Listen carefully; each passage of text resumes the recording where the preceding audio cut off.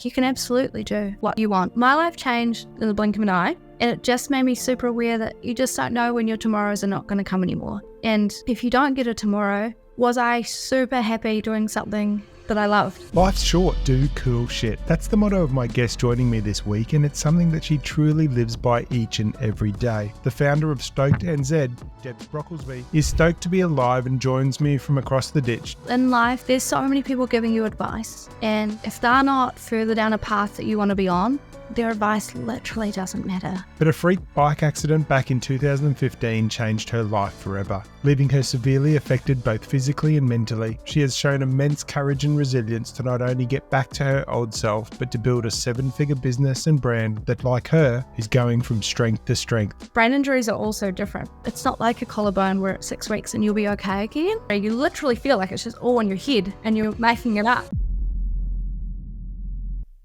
Debs, welcome to share. Hello, thanks so much for having me. I'm like beyond stoked to be here. So yeah, we're on different time zones. You're across the ditch. I am. Don't hold that against me though. No, everyone will pick that up with the accent anyway. Will they? I feel like it's no subtle. Yeah, it's like when I go overseas and people say to me, you know, oh God, you've got such a strong accent. And I said, no, I don't. No, not at all. Yeah, I've just come back from Aussie actually because we're over there at a trade show selling into shops over there. Yeah. And like we're so similar, Kiwis and Aussies, right? But we're in Melbourne and I'm like, there are some very thick accents around. But yeah, whatever, we're all the same. Well, and if you go out to, I suppose you guys are like North Island, South Island as well, right? So people on the North Island, South Island are different. Different parts of Australia are similar. You know, you go out west and you've got a really strong kind of like Australian accent. You go into the cities, it's probably not as, you know, it's probably not as noticeable. Yeah, true. That's very true. So, all good. Well, Debs, you've got an amazing story. You've got a few chapters in your life, but I'd love to start with, what is your story? Yeah, cool. From the start, kind of pretty standard. Grew up on a farm in a little, you know, kind of in the middle of nowhere, in New Zealand. That's cool. Went to university because I didn't really know what I was going to do with my life, you know, and I was like, oh, I love sport and I'd been learning Japanese, so I'll go to uni and study that. I was fluent in Japanese. I've never actually used that. Wow. Well, once in Japan, but I've never needed it in my day-to-day life, funny enough. And then I came back. After uni, I booked a one-way ticket to Canada. No job, no plan, no worries.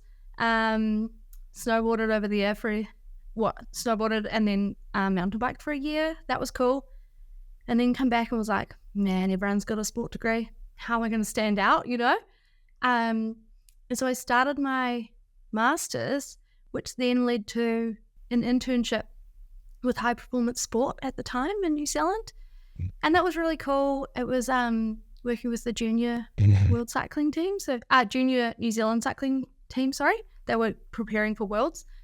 And yeah, that was really cool. And then it led to a longer internship and then a position. And then I got to travel the world with our Olympic team and watch them compete all over the show. It's very cool. Yeah, very good, very good. So take me back to obviously your love of cycling. Where did that come from?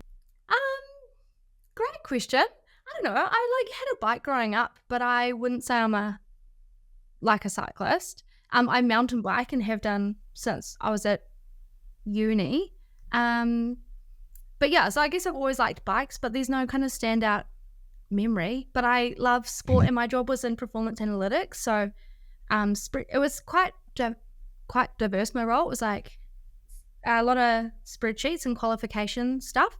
Because to qualify for the Olympics, it's like 4-year out process to make sure you've got the right athletes in the right places, going to the right events, enough points, blah, blah, blah. So working with the coaches, that was part of my role. And then the other part of it was kind of working with the physios and a lot of video analytics, so making sure the athletes are sitting on the bike right. And in wind tunnels, making sure they're super aerodynamic and we're getting the best out of them that we can, right? But yeah, it was an effort job, but I don't necessarily have that moment of like I picked up a bike and I never let it go, you know? Yeah. I wasn't a track cyclist before I started this job. Yeah, but it sounds like a sense of adventure has always been kind of in your life? Yeah, I think so. I raced cars actually for 11 years and I love it. Like full send. I bloody love Full it. send. Right? Love it. Full send. And then I went to uni and I was like, I felt kind of bad, you know. Dad would drag my car to the racetrack in his, and then I'd go back to uni and he'd kind of have to fix it for me if I'd crashed it or whatever. And it wasn't really that fair. So I guess that's when I kind of picked up a bike. Yeah. So you raced cars. What kind of racing? Like dirt tracks, speedway. You guys have quite similar in Aussie. Yeah. But I had we call it a saloon here, but it had a Chev 350 motor in it and a Corvette shell. Like it was sick. I raced against my dad and my two sisters. Yeah, and you did well? Yeah, did all right. Yeah. Yeah, no, it was really good. Yeah. Me and cars, but my sons will listen to this episode if they do, and they'll be sitting there going, oh yeah, we know what that is. For me, I'm probably like straight over my head, but it sounds like fun. Yeah, it was really cool. And it was like I've got two sisters and my mum and dad, and we'd all go together, which was super cool. So that was like every weekend for through summer for kind of 11 years. Yeah, awesome. Now talk to me about working with Cycling New Zealand and in that performance. What are some of the things that you kind of really learn around high performance when it comes to sport?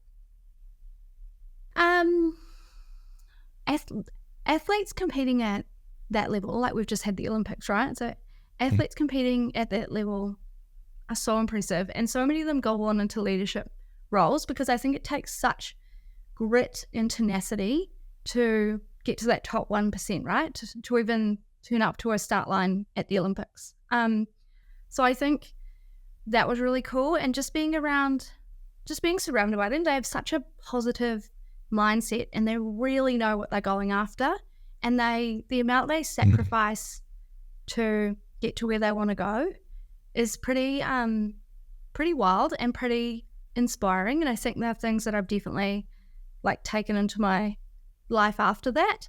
Yeah.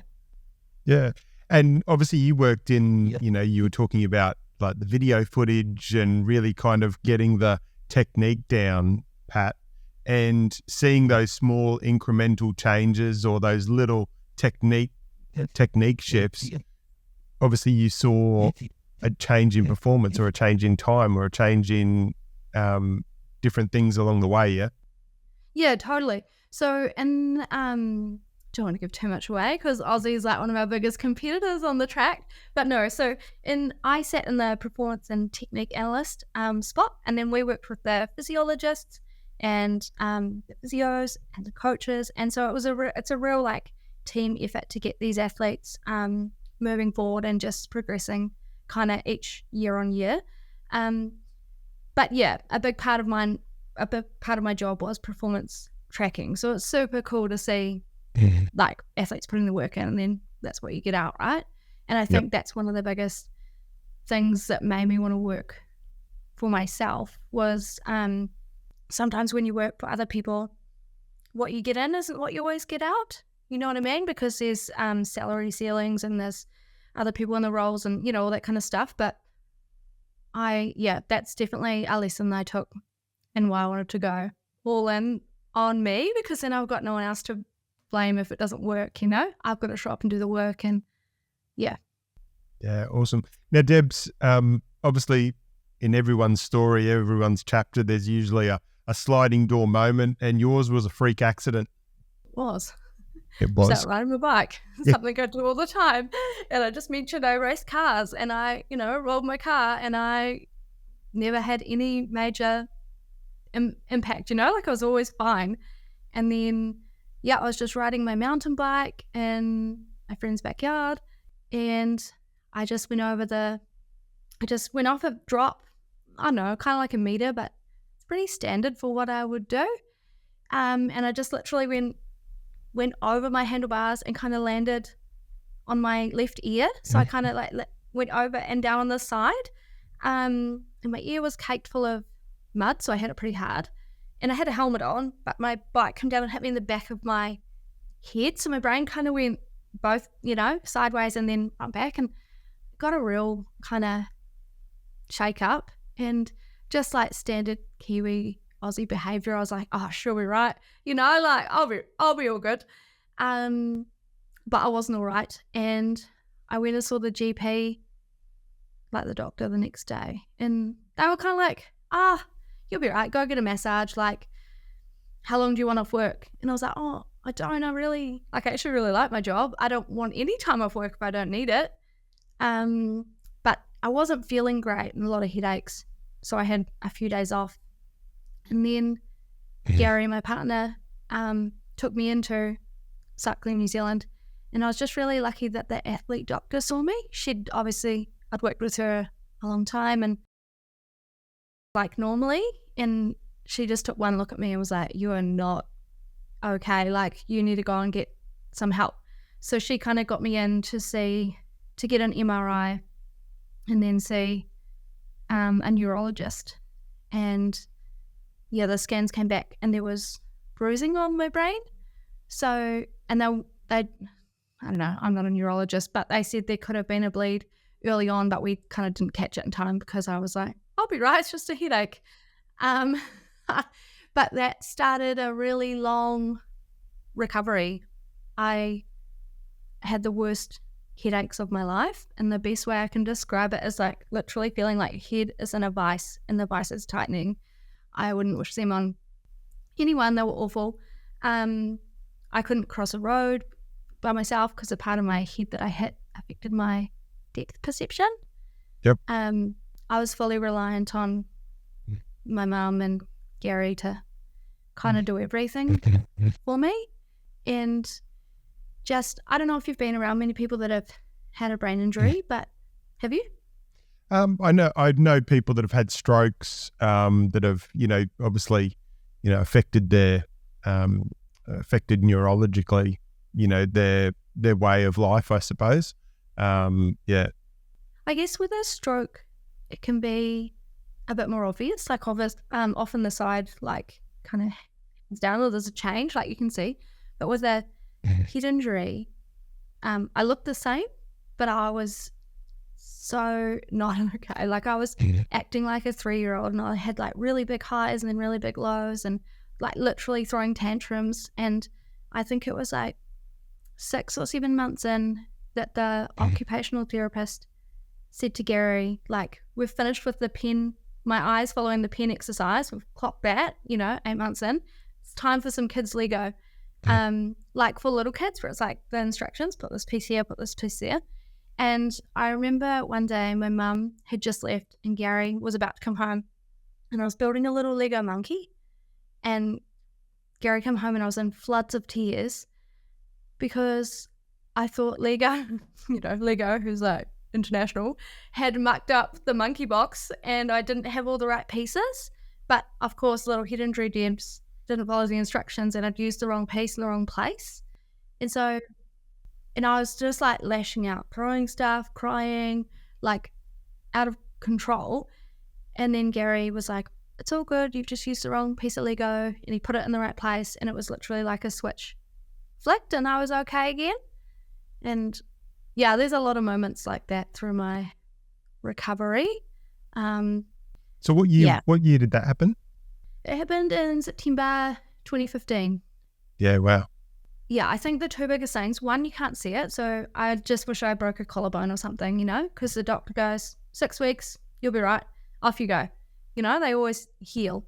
But with a brain injury, you can't see it. So yeah, it really impacted relationships with family, friends, workmates, because you look the same, but you're just not set. I'm usually a pretty happy-go-lucky kind of person, but I was being awful, and I haven't been able to fix all those relationships even now in 2014, 9 years later. Yeah, but the one thing that helped me the most was, you said you don't necessarily love cars, so you might not know, but do you know Richard Hammond, the yes. guy? Yeah. Yep. Yeah.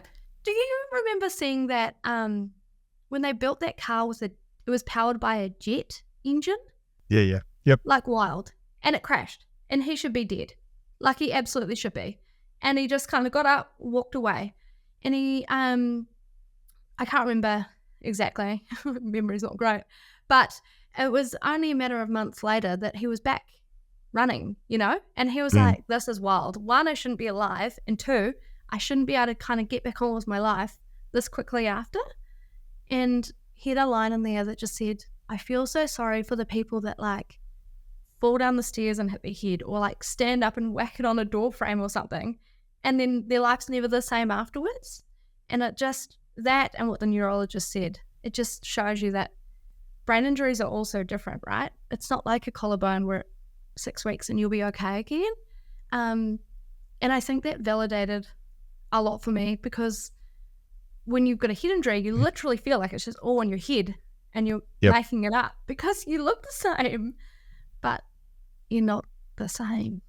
Yeah, we talk, I'm a mental health first aid instructor, so we go through in the course when I'm instructing people, and we go through a section which is talking about signs versus symptoms, right? So signs is what someone you can be looking, how someone may be looking, like if they're feeling a certain way, and then obviously the symptoms are how are they actually feeling kind of inside, right?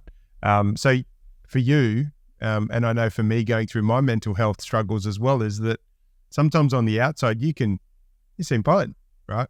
And from a medical perspective, it's really hard because mental health is really hard to diagnose compared to physical health, right? So like in some of the things through my insurance kind of battles and stuff like that over the years, I've kind of sat there and went, it'd be easier if I just lost a leg or broke something, because the questions they ask you and the things they take you through are very much like, so, how long can you stand?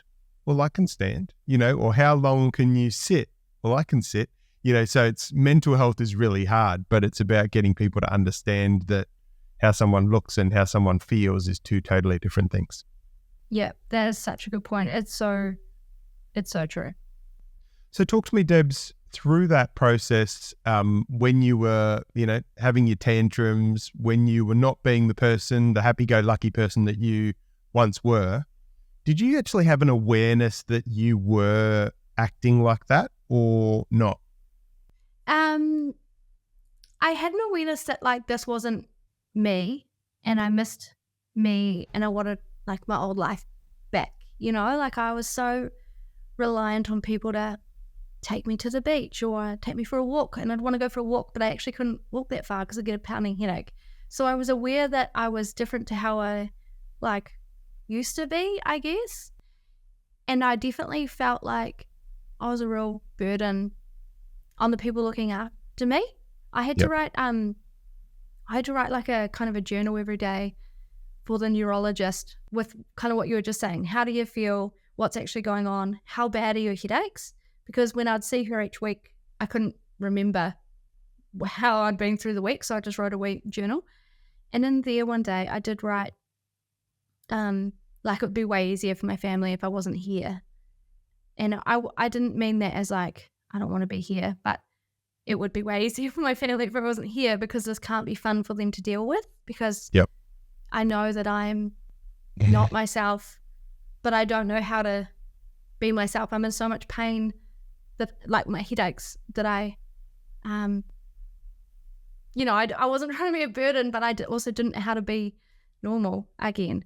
So I was really lucky that when we finally got to change our neurologist, and she gave me new pills, and that really it helped my headaches. So then it leveled out my emotions, and I was more kind of in control, and my recovery was it was definitely set me on a different path after that. But yeah. When I wrote those notes saying it would be easier if I wasn't here, because I was definitely feeling like it was just all in my head, which I knew it wasn't, but that was my biggest thing. I'm making it up. It's all in my head. And I actually took myself for a walk to the park. This was probably 10 or 11 months in or something. And Gary, my partner, he was like, well, take your phone. And I was like, no, I'll be right. Like I just wanted time to just sit at a park and just not be a burden on anyone or whatever. And I put my phone in the letterbox and walked off. And then he drove around the town for the next 2 hours trying to like find me, which is no good. And I wasn't doing anything. I was just sitting at the park, just doing nothing, just wanting to be old Debs again, like I wanted nothing more than old Debs to just come back and not lash out at my friends or my family or, yeah. So I Yeah. think I was aware, but I didn't know how to change it. And then the doctors were like, oh, like you should get better, but we can't give you a time frame. And then that didn't help, Yeah. Yep. Talk to me, Debs. Obviously, the things that you do today, the reflections that you've had. Would you want the old Debs back today? I feel like I'm pretty close to the old Debs. I obviously when you're in the head injury and losing friends and stuff, you don't know that you're ever going to get out the other side. But I can't really imagine my life without that piece of the puzzle, It was such a life-altering event for me, and it's changed my whole perspective and outlook on life. So I'm thankful I had it. I think most people that go through a really shitty situation, it really makes you really aware of what's important afterwards. Yep. But yeah, I think the old Debs is mostly here. I've definitely got less filters, but that's probably part of getting older as well, Yep. So talk to me about what's that change in perspective for you? What changed in life? What changed in your perspective to how you approach life? So once I was good again, I quit my job at cycling. I thought it was my dream job, but there was a lot of stuff that went on there, like happens in a lot of high performance environments, to be fair, that wasn't okay. And no matter kind of what we did, we couldn't change it. So I knew I couldn't go back. So I was like, okay, well, what are you going to do? Life's expensive. So that, and also my whole motto became life is short, do cool shit. And my learning was like, my life changed in the blink of an eye, doing something that I love, riding my bike that I do all the time. And it just made me super aware that, you may not get it tomorrow. Like you just don't know when your tomorrows are not going to come anymore. And if you don't get it tomorrow, was I super happy doing something that I loved? And I wasn't, so I had to change it. So yeah, that kind of started quitting my job and starting StokedNZ. Yeah, awesome. So let's talk about StokedNZ. What is StokedNZ and what inspired you to start it? So it's called StokedNZ because I'm stoked I'm still here. It's a word I use all the time. But StokedNZ is our first product was a towel poncho. So I love lake swims and I mountain bike and I surf very badly. And, so I would always have a towel or a wearable towel. I call it a towelie. A towelie that I would change inside of before or after a mountain bike ride or after a swim or whatever. And it was made out of microfiber and it was just a bit shit. And through my head injury, I craved a lot of those things. I couldn't drive to the beach. I couldn't drive. I would get taken, but then I'd, get too tired and didn't go that often anyway because I just had to recover. So it was kind of born out of I'll just make a towel poncho. How hard can it be? I want to work for myself. I hadn't sewn since school. But I was the whole premise of it was I love doing adventures outdoor with my best friends. So let's start a company that allows me to work for myself anywhere in the world. And almost 7 years in, that's what we've done. Yeah, that's awesome. And you talk about, you thought, how hard can it be? But talk to me about some of the challenges that you faced over the last 7 years. Business, it's all smooth sailing, right? And the overnight success story always happens overnight. It's never a 15-year build. Yeah, how hard can it be? So I didn't even know pattern paper was a thing because I had only sewn, at school for a term or whatever. So I went to one of my grandma's best friends and I was like, oh, I've drawn this pattern out of Christmas paper for a towel poncho. Can we just can you help me? What stitches do I need? I don't even know. Can you help me sew this up? And then I dyed them all myself. And then I was making them and I was getting cotton out of Turkey because I love Turkish cotton. It dries really fast, packs up small. And I'd always use a towel for my like cycling adventures because it dries fast, goes back in your suitcase because we were going from World Cups every weekend, or weekends in a row, sorry. And so I wanted Turkish cotton, and then sewed a few, and then I got very early on, I got a wholesale order for 1,000 pieces, and I was like, oh yeah, all good. Just a standard like say yes to them, and then just like, fuck, like how are we gonna make this happen? Are we allowed to swear? I hope so. Sorry. All good. So I did what I feel like anyone would do, and I booked a ticket to Turkey. 24-ish-year-old Debs by myself. Gary couldn't come because he had used up all his leave looking after me. And I went to Turkey. Mum was freaking out. And I went over there and I found some of the families that we still work with today, which is very cool. And since then, we've been on a pretty steady kind of growth path until COVID, when we really blew up. But that also came with its own set of challenges, like just the hecticness of the amount of boats on the water because e-com really blew up because everyone's at home becoming an interior designer or whatever, it was nuts. So none of our containers arrived. I think it was the summer of 2022. I think it was. Literally no containers arrived. We sell towel ponchos, that's quite seasonal. To not have them arrive for summer is a disaster. We had to refund our shops. We started this whole campaign because we were like, we can either cry in the corner or we can figure out how to fix this and make our customers love us harder, right? Yep. Well, we come up with this idea called the reindeers are running late, and it was basically it looked handwritten, like a handwritten IOU card from Santa, just being like, sorry mates, Rudolph's a bit slower this year getting started, I'll be with you real soon, because we knew that all the boats were sitting just off New Zealand. So this way the customers, this wasn't a surprise to them. They'd seen me talk that boats, like none of our containers were arriving. And then once they got to New Zealand as well, actually, the congestion was wild. So sometimes they'd go from different ports around New Zealand and not unload all the containers because they just didn't have the time. It was a disaster.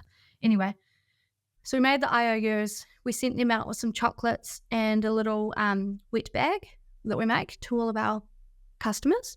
And so they had something under the tree and they all had the IOUs. And then 2 weeks later when they arrived, we sent out all the tallies, all the gifts, which obviously cost us way more time, 2 lots of freight and all that kind of stuff. But it was, it's just turning the lemons into lemonade, right? It was a really not ideal situation because then after the boats not arriving, that's also the year New Zealand had really hectic flooding and all of our summer events were cancelled. It's not funny. I laugh about it now. It left us in quite the whole financial hole. But there's so many challenges in life and in business, right? And I think it's just how your perspective on how you choose to get through them. Yeah. And I think, when you go through challenges in life and you go through events, they make you stronger. They teach you more and you grow so that when something else comes, you kind of go, all right, we've gone through stuff in the past. How do we have to pivot and how do we move forward to get through this? So what are some of the things, when you kind of face challenge and adversity these days, what are some of the thought processes that you go through? I can't remember her name, sorry, forgive me. The lady that does events in one of your recent podcasts. Nicola was saying control the controllables, and that's so true. So what I do with that is literally get a piece of paper, write a line down the middle or draw a line down the middle and have what I can control and what I can't control. And anything in the what I can't control side, as much as, you want to because it really impacts everything, you literally can't control it. There's nothing I could have done to get those boats here, They're going as fast as I can. The logistics company doesn't want to know about it. I can't control it. So all I can do over here is create an epic, lasting experience with our customers. So that's definitely one thing. Just focus on what you can control and just kind of disregard the rest. And just, whether it's boats not arriving or a bad review or whatever, just how can you turn that into an epic experience with a customer? Because if you can turn your bad reviews, like literally pick up the phone and call them or whatever, and often people, if they leave a bad review, to be fair, we've not had many, but it's not even often about the product. They might have just had a really crappy day and, they just need to let that out somewhere. But often you can turn those bad reviews into like your most raving loyal customers. And I think it's just being not afraid to pick up the phone and just be like, hey, I'm really sorry we let you down. How can we fix this? And the fact that you've done that, they're blown away because they're like, wow, no one ever, no company's ever called me before. But I think, just owning the mistake and then thinking, how can I make this epic for the person involved? Yeah. And I think businesses these days, I find with organizations and the way society is changing, I sit there and I go, if you own a business or an organization, you need to think, how easy can people do business with me?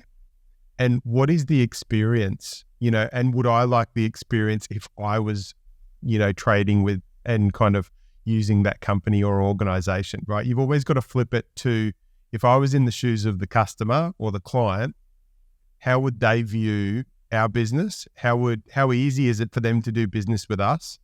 And what would I want from that experience? Yeah, agreed. So much. Because how often do you get off the phone after you've just called a tradie for whatever or something and you're just like, it's not this hard to turn up on time or whatever it is. So I think if you can just go above and beyond, or I think above and beyond the customer service should actually be the baseline. I think generally a lot of customer service is so poor that it looks like we're going above and beyond, but I kind of think we're just doing it. I don't know if we're killing it, but we're just doing the basics and we're doing it really well. Yeah. Yep. But yeah, you want to make it memorable, don't you? Because if you think about it from a marketing perspective as well, ad costs are only increasing, and we all know the best form of marketing is word of mouth. So if you can make your customers love you harder or turn them into mega fans, you're actually reducing your advertising costs as well. Yeah. Yep. I think for the listeners listening to this, if they just listen to the last kind of 5 or 10 minutes, that's like gold for them, because I think that's how business should be run today, customer focused, about the experience. I get really disappointed, and I'd love your thoughts, Debs, on, obviously you've grown from just you to you've got a team of people that help you now. But I'd love your view on how you've got your philosophy and you've got your values that you've kind of, started from. How have you gone about making sure and empowering your team that they have the same values and philosophy that you do within StokedNZ? Yeah, interesting. I reckon one of the coolest books I've ever read on this is Let Your People Go Surfing by Yvonne Chouinard. Oh wow, I haven't heard of it. Yep. You know Patagonia though, the brand? Yes. Yep. He's the founder of that, and I love it. And his whole after coming out of a very toxic culture at previous job, that is one of the things I really wanted to build in Stoked, and I think it really comes from the owner or the manager or whatever. So yeah, let your people go surfing. It's the coolest book on culture and setting up that. But also when we hire people, I really think you can teach any of the skills, but you can't teach attitude. Or so we really hire people that will fit into the culture. And then if we have to teach them email marketing or Klaviyo or, Facebook ads or whatever it is, you can teach all that, but you can't teach a good attitude and epic work ethic and people that will go above and beyond for your customers, because it's just an extension. Like my brand is an extension of my values. So yeah, we have hired people that have aligned values, but we also do stuff like a lot of our staff are mums, so they work around the kids in school. And when it's school holidays, we work around that as well, So because we're all just people, we're not just workers. We've all got life outside of work, and I think you've got to accept the whole person, Yeah. Yep. So if you could boil down the main points and advice for someone wanting to start a brand, what would they be? For starting a brand, that's really interesting. Our brand is super heart-led, and I really think, without sounding like airy-fairy, like we've still been profitable every year, and we've grown every year, except for that 1 year that our containers didn't arrive. We won't talk about that. Whatever, it's part of the story, right? But lead with values. Obviously, it's got to make money. You can want to give back as much as you want, or, be a good human, but you can't do that if your business isn't profitable. So you need a profitable business. But yeah, building your brand, I think just being as transparent as you can with your customers and getting them involved. So I'm not sure if you've seen, we've got a breast cancer campaign at the moment. Have you seen that? Yeah, okay, cool. So I reckon that is one of the coolest things I've done in business. Can I chat about that real quick? Yeah. So I had my head injury, and then one of my very best friends, Di, had breast cancer. And so she's not meant to be here. She's given 365 days to live, and this was like 14 years ago. But she had a mastectomy, just one though. So she was super self-conscious, getting changed in like a changing room or at the beach or wherever, to the point where she just stopped swimming, and she loves swimming. So I gave her a towelie, and it like literally changed her world. She got back swimming. She was like swimming at the side of the lake. Like she had one in the car. Wherever she went past water, she'd be in it. And so that I was like, okay, cool. This is wild because it's just a towelie, but it's had such an impact on her life. So this was kind of like the brainchild of like Show Us Your Tits campaign, which we got our customers to draw their boobs, and just kind of like, I don't know, like a new dye had it. I know the statistics. In New Zealand, it's 1 in 9. In Australia, I think it's 1 in 7 women get breast cancer, and guys get it too. So like I knew the statistics. I knew there would be a lot. And if I thought about how many customers we have, I don't know. I guess I just didn't expect the influx of boobs that come into our emails and the stories with them. And poor Rach, who's one of our customer service chicks, she spent the day crying down there replying to emails because the stories coming in were so sad and heartfelt, and so many people have been affected by this. And like one family sent their mum, their dad, and their daughter had all had it, which is wild. But yeah, anyway, we cleaned all the boobs, weaved them into a towel poncho, and we are giving 100% of profits to the Breast Cancer Foundation here in New Zealand. Phenomenal. So yep. We had a goal of 25 grand. We're at 35 now, which is really cool. But the impact that has had on our brand as well, I didn't do it because I wanted people to love us. I did it because I wanted people to be able to change freely at the beach again, people that have been impacted by breast cancer. But I also did it because we've made the design quite subtle. So it's like a dark pink and a light pink. And if you saw someone from afar, you're like, oh, they're wearing a patterned towel. Cool. But if you get up close and look past them, you're like, mate, they're covered in boobs. And then that's a whole conversation, right? Around like the importance of self-checking and raising awareness around it. And we had a photo shoot with some of the ladies that had drawn the boobs who were breast cancer survivors. And I just spent the day crying. Like the realness of these ladies, they were so outside of their comfort zone. They didn't want photos. They did. Like they said, yes, they came. I didn't make them. But just the courage to be here to do it for themselves, for other people going through it, for their friends that didn't make it, and I just think it's been one of the coolest things we've done in business to be able to give back. But I also think it's one of the coolest things we've done in terms of like customers loving your brand, you know, like. Well, it's being Yeah. relatable and getting people to resonate with a cause, a brand, but it also shows, as you said, right, your organization, your brand has always been heart-led right from the start, right? And that's, people can feel that. And when they can feel that passion and that kind of heart for business, for people, for causes, they attach themselves to that, because there's so many brands out there that it's just about the dollars, it's just about the numbers. Totally. And there's so many brands that just drop shipped. And I'm not saying we're killing it. This business is way bigger than us, obviously. But there is a stat, and I should know it, but it's something like, it's along the lines of women-founded businesses often generate way higher returns, and they get, in terms of venture capitalist funding and stuff, they produce way higher returns for that wasn't explained very well, but because they lead with their heart. I know that sounds so airy-fairy, but there are some, like Sarah Blakely, the founder of Spanx. Do you know her in America? And when she sold that, she gave like all of her staff like $25,000 or something. Yep.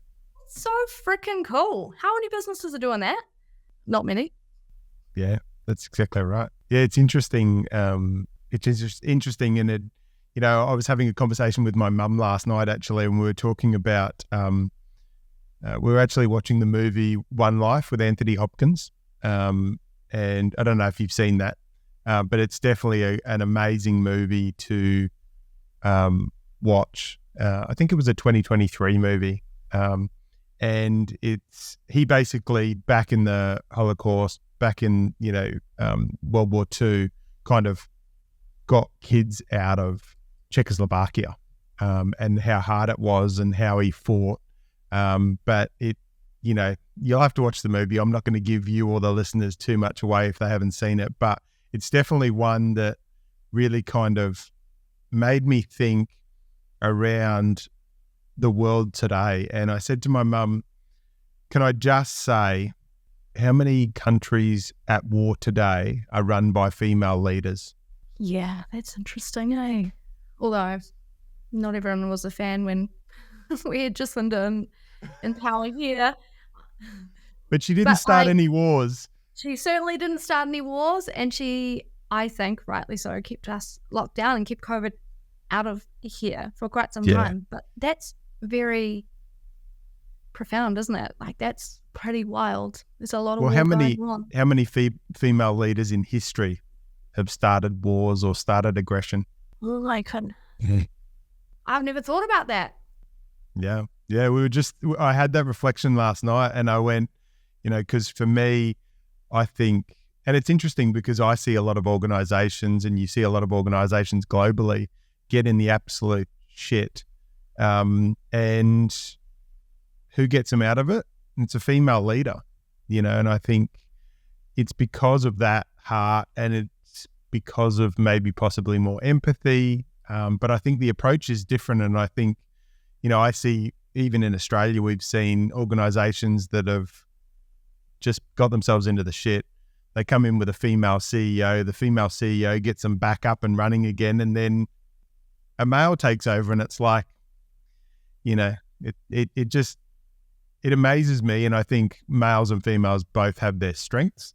But yeah, that reflection on how many female leaders have started wars, or how many countries at war or in major problems now are run by female leaders. And you mentioned Jacinda Ardern, but for me, she was still very heart-led in what she did. She may not have been popular, and not popular towards the end, but she was very much heart-led, and she didn't really change her values on what she felt was right. No, I completely agree with that. And she was really popular. She got in for a second term, right? But I think, obviously I can't speak for anyone else, but I think the reason she didn't get in a third term is sometimes it's easier to just, because a lot of it was around people thought she left the country in a financial hole, right? But also we haven't been in that many global pandemics. And the other thing I would say on that is sometimes it's easier to look outside for someone to win something, someone else is a reason for your problems, instead of maybe we should look inward and like, what else can we do should we start a side hustle? What should we do if we're worried about money? But it's quite easy to just be like, it's the government's fault, isn't it? But yeah, I think Jacinda Ardern, she stayed true to her the entire time, and she led with her heart. And yeah, I felt very lucky that we had her as the Prime Minister during that time. And I think that if you think about anyone that serves, the energy, the focus, and there is a huge drain that takes. And over 2 terms, almost 3 terms, it does take its toll.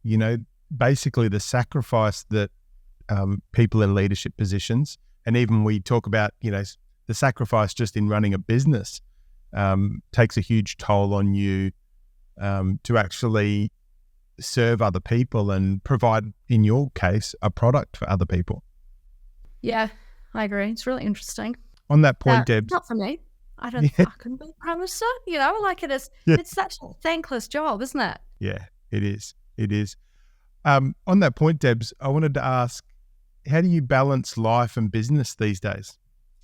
Well, I wouldn't say I'm killing it at that. So if you've got any tips, throw them this way. But I do, and the irony of that is I started this because I was like, life is short, do cool shit. But the reality of that is when you're growing a growing company by yourself, so it's just Gary and I, it's not all unicorns and rainbows all the time. But there are non-negotiables. So I go to the gym, ride my bike, or walk every day. And if I don't get that time, I'm just like not a nice person. And I really try to fit, because I start work at like 5 or 6 o'clock in the morning. So I really try to finish by 3 so I can go for like swims and, do fun stuff after that and hang out with my friends and those things that really fill your cup, because you can't pour from an empty cup, right? And then I do just try schedule like a holiday on a tropical island before we go into our busy season. And I think for me, I just need to put the things in my calendar, like whether it's a long weekend or a week on a beach, whatever it is, or a week in the mountains, I just need to have that in my calendar, because you know what it's like running business. If it's not on there and then something comes up, whereas if it's in there, you're not going to book appointments, and you will have those moments to look forward to, because business isn't all smooth sailing. And for me, sometimes if I know that something's coming up in a month or 2 months, I'm just in the dirt right now, I'm getting it done, but there's fun times ahead. Yeah. And this be your busy time, coming into, weather warming up. Yeah, for sure. I've just had a week snorkeling and swimming with whales a couple of weeks ago. But yeah, from now till February, it's literally like, just hold on for the ride. Off we go, summer. Yeah. And what's your vision with StokedNZ and Towleys? What's your vision into the future? Where do you want to see it go? I've got big plans. I definitely want to keep growing it, and I really want to get it into Canada, because I think, especially around BC and stuff, we're quite like-minded people. I feel like BC is like a bigger New Zealand. It's just got bigger mountains, bigger lakes. And I said StokedNZ is named after Stoked because I hit my head, but it's also named after Revelstoke, where I lived, which is one of my favorite playgrounds. So anyway, I'd love to get it in there. So basically I can, work for my van in New Zealand, work for my van in Canada, and see the world. But no, I do want to take it a lot bigger than it is. And then a huge dream for Gary and I is to bring our long-standing staff into the company and give them shares in the company. It's something I've always wanted to do. And then, I don't know. I haven't thought about life after Stoked because I can't imagine it, I'm never going to be one of those people that retire and lie on a beach and drink margaritas for the rest of my life. I'd be bored out of my brains. Keep growing it, doing work with cool people in cool places, basically. Yeah, do cool shit. Do cool shit. The founder of Patagonia, because I did have a past guest that mentioned Patagonia and the thoughts, and I went and listened to a podcast with him. It was about a 25 minute podcast on YouTube, and I was like, wow, his thoughts on it. But it was interesting. He wanted to keep it completely in his control, right? The company over all these years has been in completely, and over the years, people have wanted to buy his company and buy his brand, but it's never been about that. So, and that's always a challenge or a struggle for businesses as they do build. Do they sell and lose part of their brand, or do they sell half of their brand? And that's that might be a really interesting transition that you might need to encounter into the future. Hey, Debs? Yeah, that could be really interesting. I've definitely, it's crossed my mind, and we actually did have people that wanted to buy into Stoked, and we did a trial period, and I'm so glad it was a trial because it was awful. And basically they had a global supply chain, and so that's cool. We could have grown really fast, really quick, right? They had a content creation agency, and they had performance marketers, so digital marketing. And that's cool. So yeah, we did a trial, and they basically just started creating content that didn't look anything like us, and our customers actually thought we'd sold the company because it looked so different. So that was a lot of lessons in letting people in. I guess I started this because I want to do life on my terms, and having to answer to someone isn't life on my terms. Gary and I are obviously quite on the same page. We do life together as partners and business partners, but letting anyone else in, I don't think that's for me. But obviously the downside of that is if you don't get any investment, it's a slower game growing it, right? Yeah. And it again, comes to alignment with those, if an opportunity comes and the alignment's there, and similar to the way you hire team members, if you've got someone that aligns and, you can partner with them, well then, that might be a great partnership. Totally. That company actually, we were going through the spreadsheets, and it's like we can do X numbers and we can go global, we can do all this and millions. And I'm like, that's all. I literally said this in the meeting. I was like, that's all cool, but let's put the spreadsheets away. So imagine we're at your funeral tomorrow. What are people saying about you? And he was so gobsmacked. He was like, what? I just showed you the spreadsheet. We can make literally millions. And I was like, yeah, that's cool, but I more want to know about what people think of you as a person, because if I'm going to get into business with you, I want to know who I'm sitting beside when things get tough or when cool opportunities come, what are we saying yes to and what are we saying no to? And are we aligned? And it was very apparent that we weren't. And so maybe I shouldn't have even done the trial, but I always would have wondered what if. So I was like, it's a trial. We'll do it. And then there's no more wondering. But I think that's not a question. I don't think it's a question most people ask. But to me, it says a lot about who you are as a person. And, because there's no point saying nice things when you're gone. Everyone talks about leaving a legacy, but what about what you want to be known for while you're alive as well, and not ego driven, but what are we actually why are you here? What are you actually doing here? I think people that are looking at growing their businesses or their brand have got some different questions to ask now, and rather than looking at spreadsheets. Yeah, maybe. I don't know. I'm not killing it by any means, but I'm killing it for me, I guess. Yeah. For my definition of success, I fucking love my life. Yep. Which is good because I made it happen that way. Yeah. Yep. Talking about success, Debs, and it's always one of my questions, but what was success to you and what is success to you now?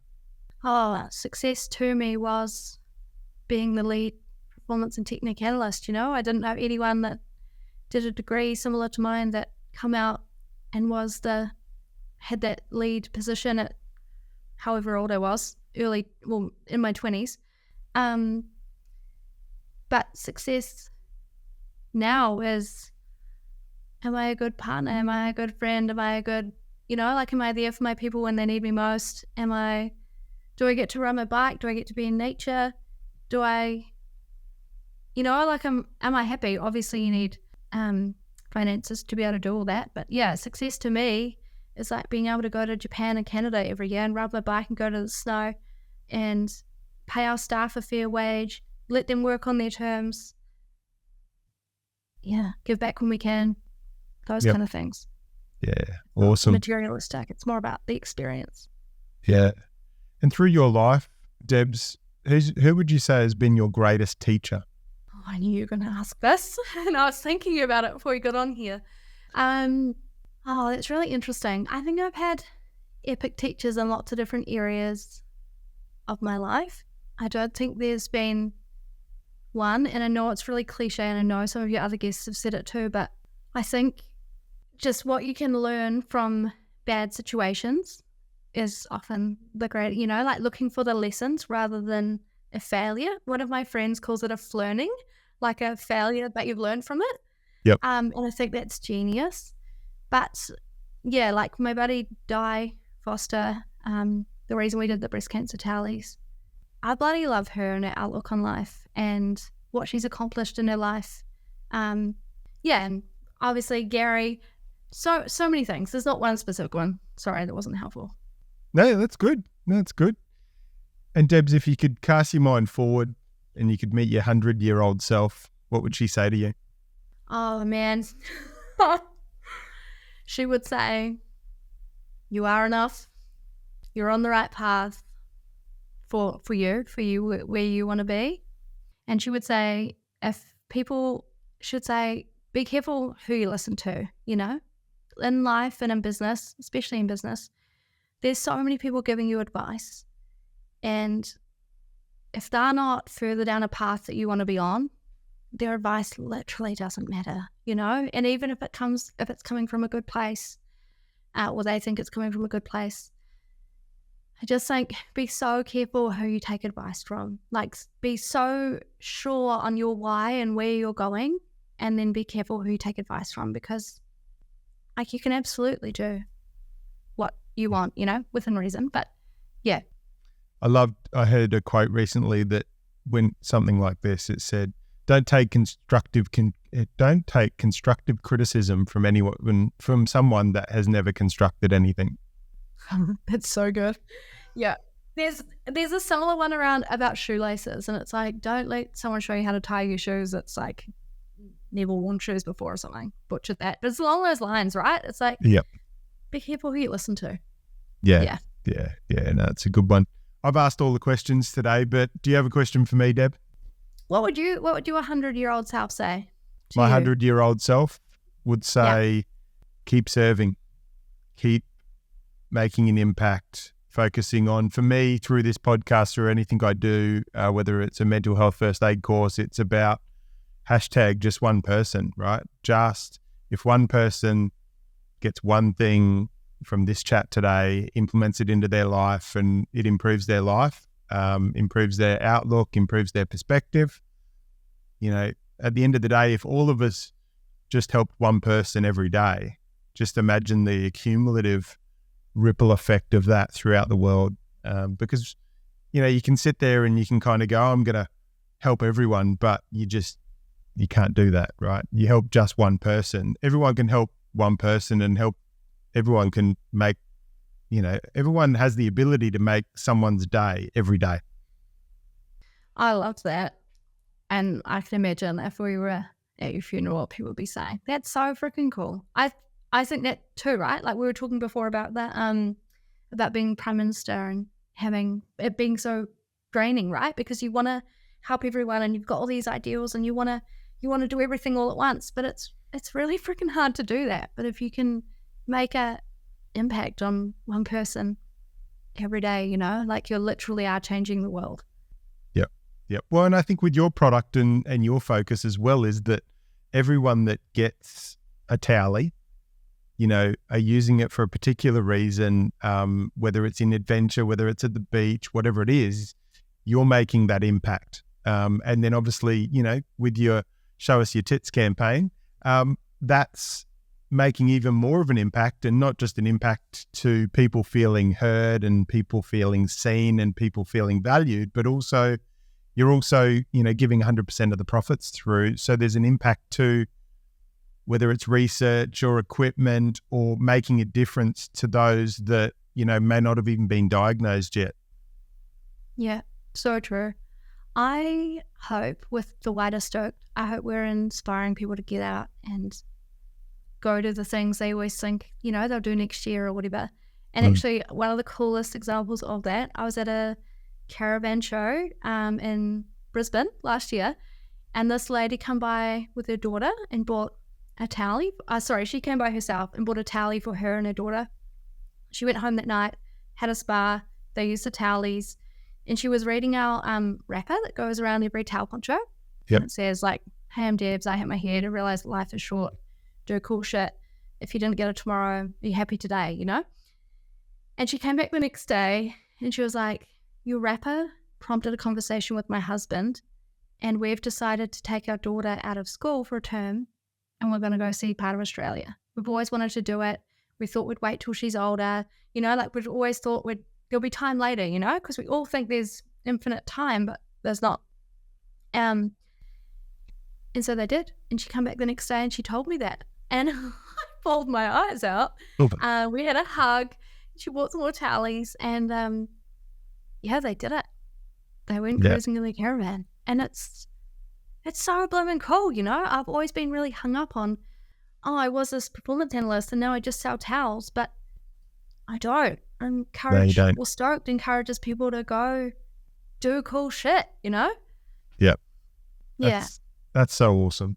Debs, I've got to say, congratulations on your journey. Congratulations on moving through the adversity and the challenges that you've had.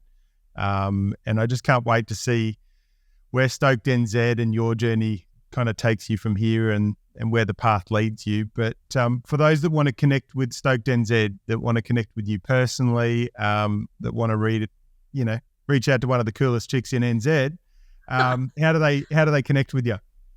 Just on Instagram or Facebook, just StokedNZ on Instagram and Stoked New Zealand on Facebook.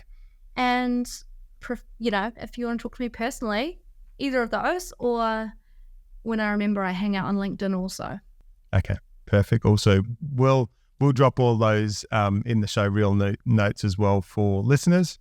But I just want to thank you for your time and wish you all the best with the journey ahead.